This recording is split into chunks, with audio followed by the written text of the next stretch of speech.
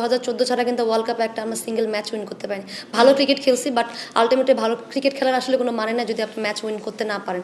So প্রথমে match win করার target থাকবে, এবং সেকেন্ড হচ্ছে যখন আমরা এই ফ্লোটা পাবো, আমার কাছে মনে হয় আমাদের যে টিম এই ফ্লোতে অবশ্যই সেমিফাইনাল কে না খেলতে চাই। সো 4 বিশ্বকাপে জয়হীন বাংলাদেশ, এবারের লক্ষ্য সেমি।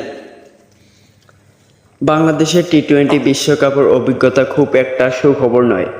টাইগার্সরা সবশেষ 2014 আসরে জয়ের দেখা পেয়েছিল। এরপর এই ফরম্যাটে 4 বিশ্বকাপে কোনো জয় দেখেনি লিগার সুলতানা জ্যোতির দল। এবার সেই ধারা বদলাতে চান বাংলাদেশ অধিনায়ক। মঙ্গলবার মিরপুরের সংবাদ সম্মেলনে 3 টুর্নামেন্টের নিজের প্রত্যাশা ও লক্ষ্য জানিয়েছিলেন। জ্যোতি বলেন যে পরিসংখ্যানের জয় করার কথা বলেন আমরা